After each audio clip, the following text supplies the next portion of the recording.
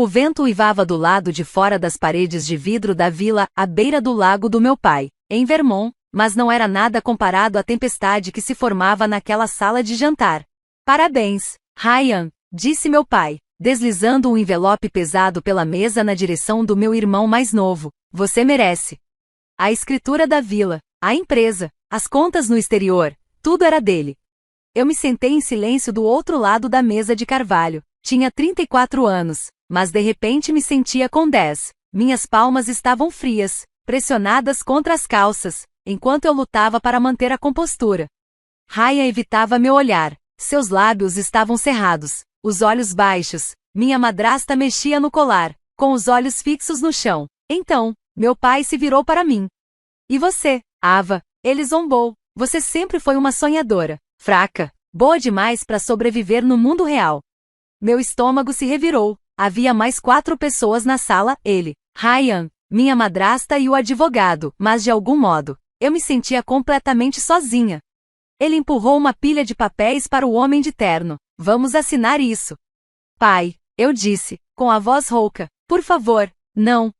Ele revirou os olhos. Me poupe, Ava, você escolheu ir embora. Queria encontrar um propósito. Lembra? Ele levantou os dedos fazendo aspas no ar. Em deboche, abandonou essa família para trabalhar em alguma clínica no exterior. E para quê? Sem dinheiro, sem título, só perdeu tempo.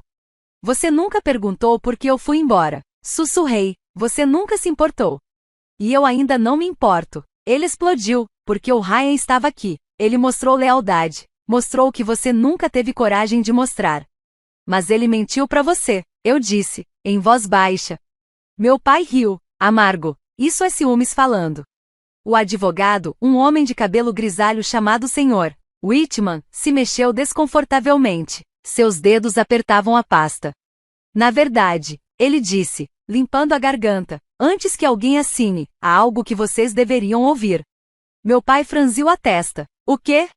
O Sr. Whitman o encarou diretamente. Há uma emenda selada ao testamento, adicionada há 6 anos, a pedido da sua falecida mãe. Meu coração disparou.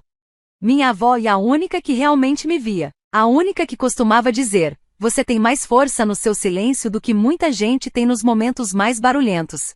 Que emenda? Meu pai estalou, a irritação aumentando.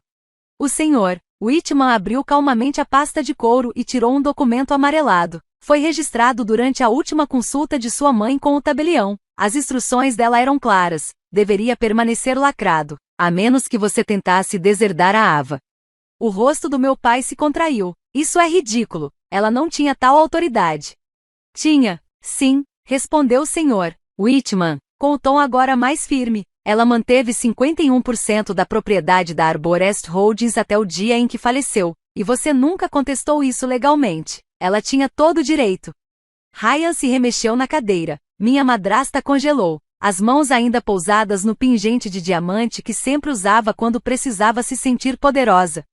O Sr. Whitman se virou para mim. Senhorita Ava, deseja ler ou prefere que eu leia? Eu não me movi. Meus olhos permaneceram fixos no envelope na mão de Ryan. Aquele que continha tudo o que meu pai acreditava controlar. Leia, disse suavemente. Ele pigarreou e desdobrou a página.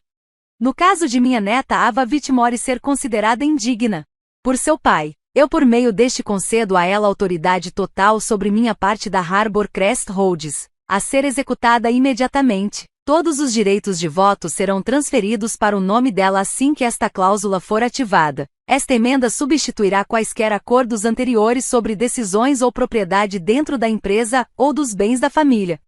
Silêncio. Apenas o som da chuva contra as janelas, agora mais suave, como se até a tempestade estivesse esperando. O que diabos isso significa? Meu pai rosnou. Significa, disse o Sr. Whitman, virando-se para mim, que sua filha agora é acionista majoritária. Nada que o senhor assinar hoje pode mudar isso. Meu pai se levantou de um salto, a cadeira rangendo ao ser empurrada para trás. Isso é absurdo, ela nem entende do negócio. Talvez não a sua versão dele, respondi, com a voz firme, mas eu sei liderar, sei proteger, sei construir sem destruir as pessoas. Dei um passo à frente. Você disse que eu era inútil, mas eu nunca precisei da sua validação. Me virei para o Sr. Whitman. Vamos seguir em frente. Temos uma empresa para administrar. Ryan encarava a mesa. Minha madrasta abriu a boca para falar, mas não disse nada. Meu pai nunca mais se sentou. Se você sentiu aquele momento, foi quando o poder voltou para onde realmente pertencia. Não se esqueça de se inscrever no canal, porque o que vem a seguir vai deixar até o pai dela sem palavras. Mas ele não disse uma palavra. Ficou ali, imóvel, rígido, enquanto o mundo que ele pensava controlar começava a se mover abaixo de seus pés. A sala estava carregada com um silêncio que gritava mais alto do que qualquer discussão poderia. Meu pai permanecia ereto, os lábios numa linha tensa, o maxilar travado com tanta força que dava para ver a tensão pulsando em suas têmporas. Seus nós dos dedos estavam brancos ao redor da cadeira que ele havia empurrado. E pela primeira vez na minha vida, vi algo nos olhos dele que nunca tinha visto antes: medo. Não o tipo de medo que ataca, o tipo que afunda, silencioso, na alma, o medo profundo de perder algo que ele nunca pensou que teria que lutar para manter. Por favor, sente-se, eu disse com gentileza. Não estou dizendo isso para te humilhar. Não estou aqui por vingança. Só quero aquilo que me foi negado por décadas: dignidade. Ainda assim, ele não se moveu. Foi Ryan quem finalmente falou. Espera, isso não está certo. Ela saiu. Ela não queria fazer parte dos negócios. Fugiu para ajudar pessoas ou sei lá. Eu construí casas para mulheres fugindo de violência. Financiaram moradias de transição para veteranos. Respondi, com voz controlada. Eu não fugi, eu corri em direção a algo que importava. Ele zombou. Legal e tudo, mas você não sabe como administrar a Harbor Crest.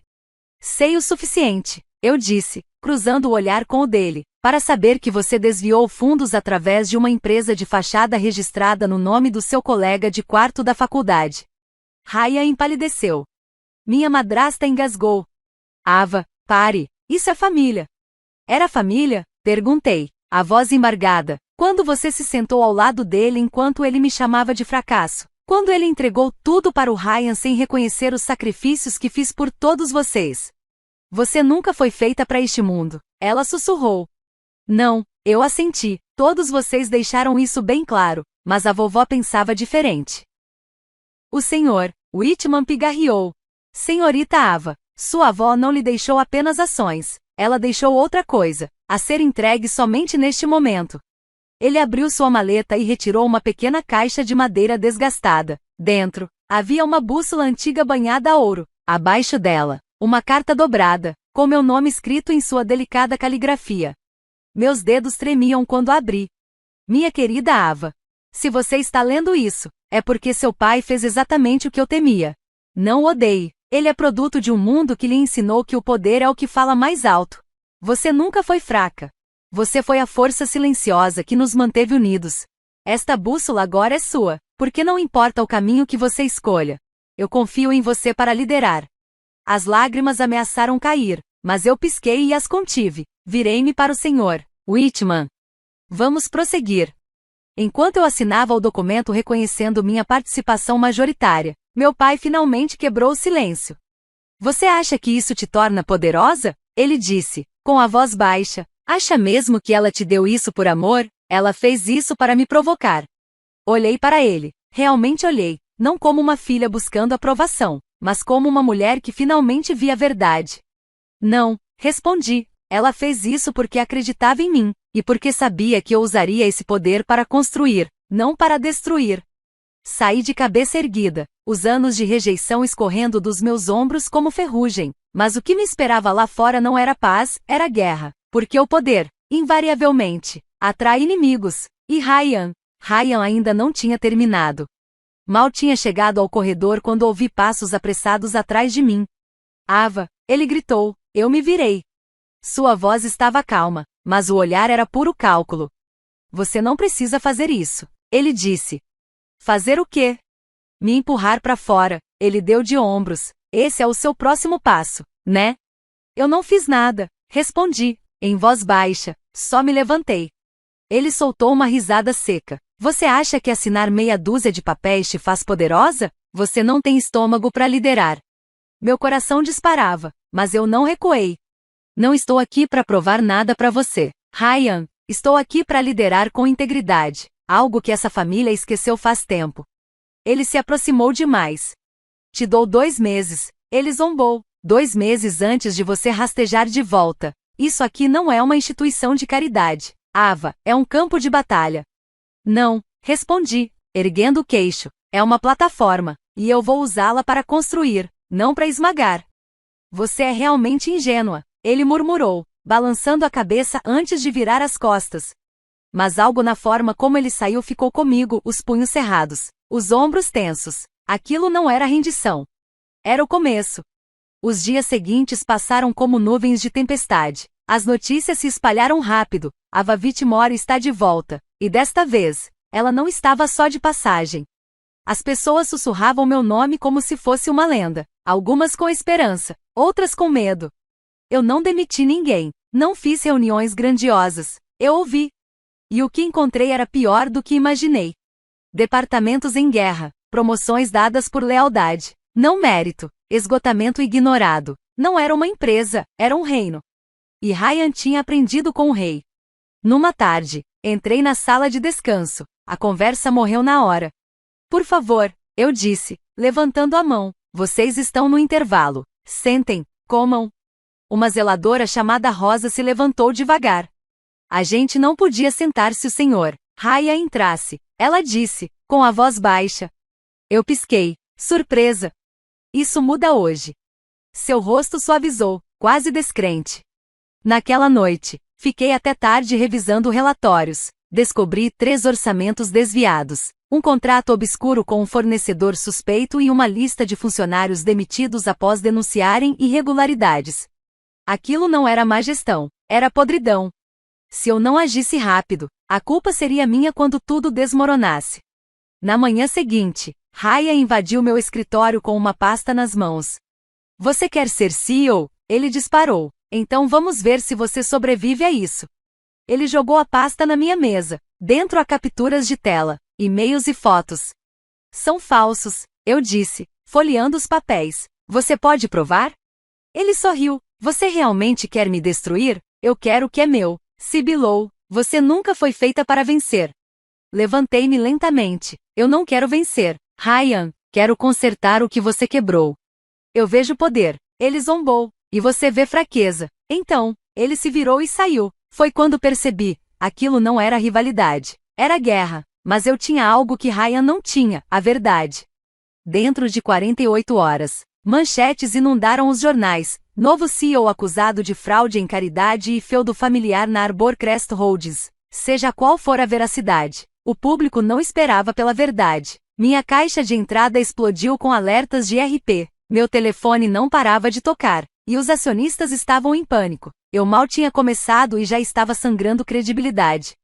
Disse a mim mesma para ficar calma. Mas mais tarde, trancada no meu escritório, eu desmoronei, não de maneira estrondosa, nem num desmantelamento barulhento, apenas com soluços silenciosos, encolhida no sofá. Não chorei porque ninguém acreditou em mim. Chorei porque, talvez, só talvez, meu pai estivesse certo. Talvez eu não fosse feita para isso.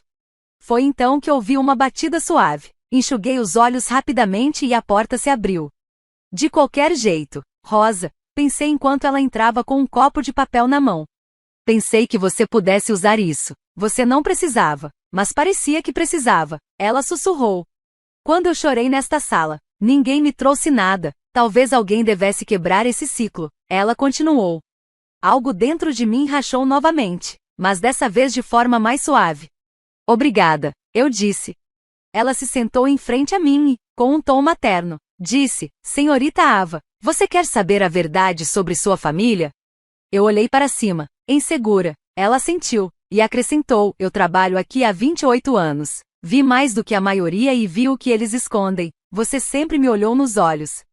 Rosa falou com gentileza, mas eu mal conseguia falar, a garganta apertada. Você pode se sentir sozinha agora. Mas tem algo que eles nunca terão, lealdade conquistada por meio da gentileza. Eu pisquei, tentando acalmar a respiração. Por que você está me ajudando?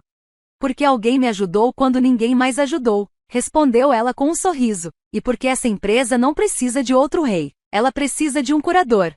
Na manhã seguinte, entrei na sala de reuniões com uma resolução silenciosa. Deixei que eles falassem primeiro, acusações, dúvidas, pedidos de demissão. Um acionista chegou a ameaçar com processo ao final. Então, levantei-me. Se alguém aqui puder provar que esses documentos são reais, declarei firmemente, vou me demitir hoje. Silêncio.